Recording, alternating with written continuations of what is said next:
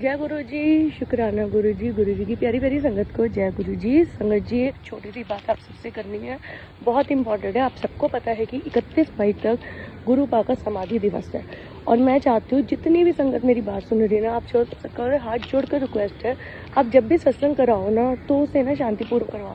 अभी कल मैंने एक सत्संग की वीडियो देखी जो सोशल मीडिया में बहुत ज़्यादा इस टाइम चल रही है। सत्संग हो रहा था, उस दौरान जितनी भी संगत है कुछ बैठ के गुरुपा के समर्पण में थी तो और कुछ उस टाइम लंगर प्रसाद का सेवन कर रही थी। मैं आप सबसे एक छोटी सी बात कहूँगी, प्लीज़ इसे माइंड मत करना।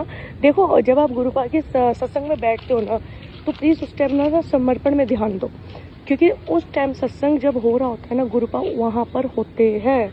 लंगर प्रसाद का सेवन बाद में करो, पहले गुरुपा के सत्संग में पूरा समर्पण करो, क्योंकि अक्सर ये देखा जाता है कि जितनी भी संगत वहाँ पे समर्पण करती है गुरुपा के प्रसाद में, उन्हें ब्लेसिंग जरूर मिलती है, या गुरुपा के समक्ष वो बैठ के जहाँ दर्शन कर रहे होते हैं वहाँ पे चौरे में उन्हें ब्लेसिंग जरूर मिलती है।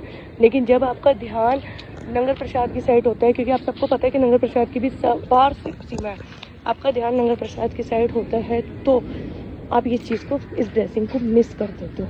तो अब आप लोगों ने क्या करना है, लंगर प्रसाद का सेवन बाद में करना है, सबसे पहले गुरुपा का समर्पण करना है। आप सबने ये चीज़ सुनी होगी हनुमान जी के बारे में, जो राम जी के बहुत प्रिय भक्त थे, उनके बारे में आप सबने सुना होगा। एक बार वो सीता मैया से पूछते हैं कि माता आप मुझे ये बताओ, आप इतना बड़ा सिंदूर क्यों लगाते हो। अब माता वहाँ पर ही थे और राम जी भी वहाँ पर ही थे, तो उस टाइम ना माता मुस्कुराते हुए उन्हें एक चीज़ कहती है कि ये सिंदूर मैं इसलिए लगाती हूँ कि जितनी मतलब मेरे से सिंदूर जितनी इस सिंदूर की रेखा होगी ना, उतनी ही उम्र मेरे पति यानी आपके भगवान श्री रामचंद्र जी की बढ़ेगी। क्योंकि ये सिंदूर ही नहीं, ये सिर्फ एक रंग नहीं है, ये उनकी आयु की बढ़ती हुई चीज़, मतलब आयु जो है उनकी बढ़ते हुए का प्रतीक है। ये सोच के हनुमान जी मुस्कुराते हैं और वो कहते हैं ठीक है माता। फिर अगले टाइम वो क्या करते हैं, वो खुद जाते हैं, पूरे सिंदूर अपने पूरे शरीर में लगा लेते हैं और फिर वो जाते हैं सभा पे, जहाँ पे सारी संगत बैठी होती है, राजा बैठे होते हैं, श्री रामचंद्र जी बैठे होते हैं और माता बैठती है। फिर वो जब लगाते हैं, फिर वो वहाँ पर ना श्री रामचंद्र जी मुस्कुराते हैं और वो पूछते हैं कि आपने ऐसा क्यों किया। वो ये कहते हैं कि जैसे माता ने बताया था कि ये सिंदूर नहीं है, आपकी उम्र का प्रतीक है, वैसे आप भी मेरे भगवान हो, आप मेरे ही प्रतीक हो और आप मेरे कहते हैं ना, आप मेरे परम पूजा हो। तो ये सिंदूर इस चीज़ का प्रतीक है कि आप हमेशा हमेशा मेरे दिल मेरे दिमाग में हर जगह पे। और ये चीज़ देख के ना सारी प्रजा बहुत खुश होती है। और क्योंकि आप लोगों ने देखा होगा, हमेशा जहाँ हनुमान जी का नाम आता है ना, वहाँ सबसे पहले राम जी का नाम आता है।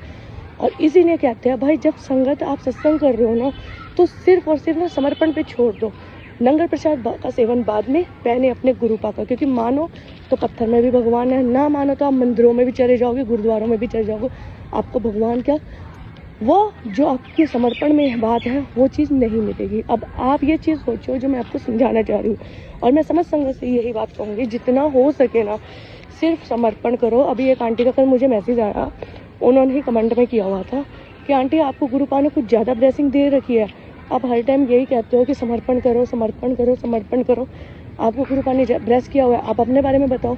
तो मैं आपको ये कह रही हूँ, मैं अभी नहीं शेयर कर रही, पर जल्द आपको सबको बताऊँगी।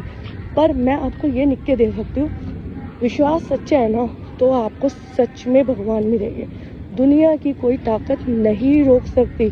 और अगर विश्वास ऐसा है ना तो भैया आप कुछ भी कर लो, नहीं होगा, वो चीज़ नहीं होगी जो आप चाहते हो।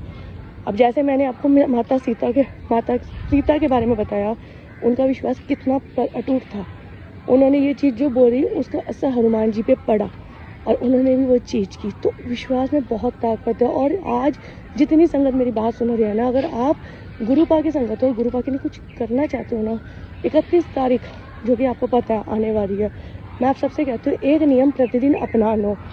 पर ये सबने सुना होगा, पता नहीं किस रूप में नारायण मिल जाएंगे। एक नियम प्रतिदिन अपना लो, एक लोटा बाहर जल रखो, एनिमल्स को दो, दूध नहीं रख सकते जल रखो, देखो आपके घर में बरकत कैसे नहीं आती। आपके घर में बरकत इतनी आएगी ना, इतनी आएगी जितना आप सोच रहे हो उससे कहीं गुना, आप नहीं संभाल पाओगे। अब आपने ये नियम अपनाना है तो कमेंट में शुक्राना कर देना, इकराम कर देना, और अगर नहीं अपनाना तो भाई शुक्राना मत करना, कोई ज़रूरत नहीं है, कोई दिक्कत नहीं है, वो आपके ऊपर है। देखो सुबह सुबह की ब्लेसिंग है, बहुत इंपॉर्टेंट है। मैं जब भी आती हूँ ना, मैं बहुत सारी संगतों के मैसेज देखती हूँ तो मुझे लगता है कि हाँ भाई अब इनके सवालों के जवाब देने हैं, तो अब मॉर्निंग का टाइम है, इनको ब्लेसिंग के तौर पे दो। तो मैंने तो ब्लेसिंग के तौर पे दे दिया, अब आपने अपनाया तो शुक्राना तकरीम करो।